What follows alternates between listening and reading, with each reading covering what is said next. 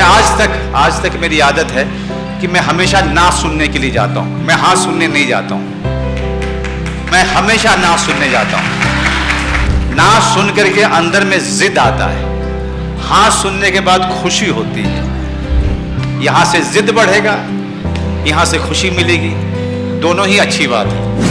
Sir, कहीं आपके बारे में पढ़ा था कि आपको 200 से ज़्यादा रिजेक्शंस मिले। यहाँ किसी को 4-5 रिजेक्शंस मिल जाते हैं तो हिम्मत टूट जाती है, हौसला एकदम से खत्म हो जाता है। तो कैसे आपने उस रिजेक्शन को ओवरकम किया, कैसे?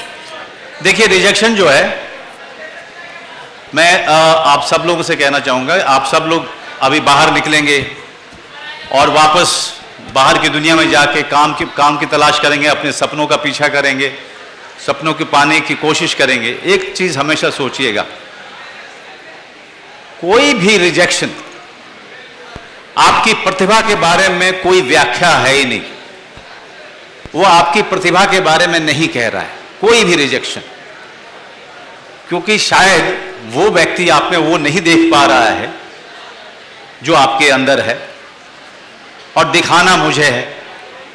तो सबसे पहले दाएं पॉकेट में रिजेक्शन लेके चलिए, हमेशा दाएं पॉकेट में, और बाएं में सरप्राइज। हो सकता है कि कभी कभी बायां वाला पॉकेट में पैसा मिल जाए, लेकिन ज्यादातर दाएं वाले पॉकेट का पैसा निकलता है, मतलब रिजेक्शन होता है।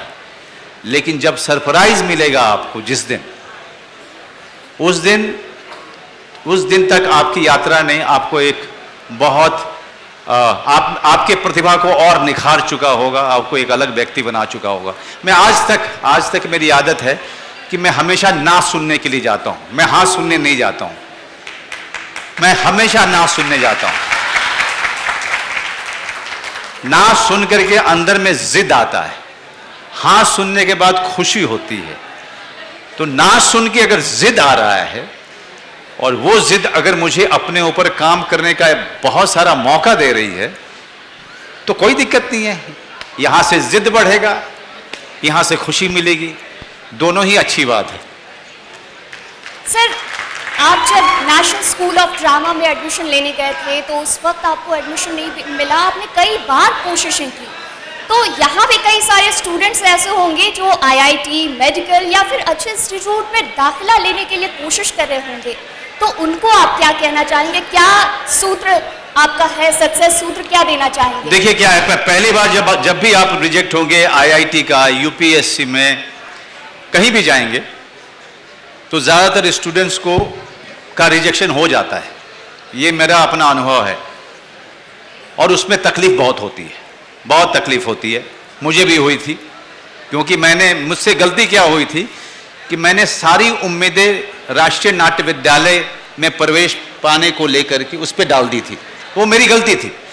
हमेशा अपने ऑप्शंस कई सारे रखिएगा, ऑप्शन होने चाहिए कि अगर आईआईटी में नहीं हो रहा है तो बीआईटी में होगा, बीआईटी में नहीं हो रहा है तो किसी और में होगा, किसी और में होगा। हमेशा ऑप्शन तैयार रखिए। और मैं आपको एक चीज़ बताऊं, बाहर की दुनिया में जब आप काम करने जाते हैं तो आपको ये पता चलेगा, आपके बगल के डेस्क पे आईआईटी वाला बैठा हुआ है और आप कहीं जमशेदपुर से इंजीनियरिंग करके आ रही हैं। बाहर की दुनिया में सब बराबर हो जाते हैं।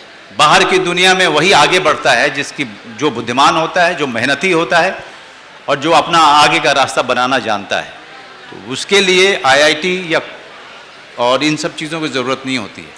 आप कितनी जल्दी और कहाँ से सीखते हैं ये मायने नहीं रखता है। मायने ये रखता है कि जो सीखा है उसको आप कैसे अपने काम में लेके आते हैं और आप बुद्धिमानी से आगे बढ़ते हैं।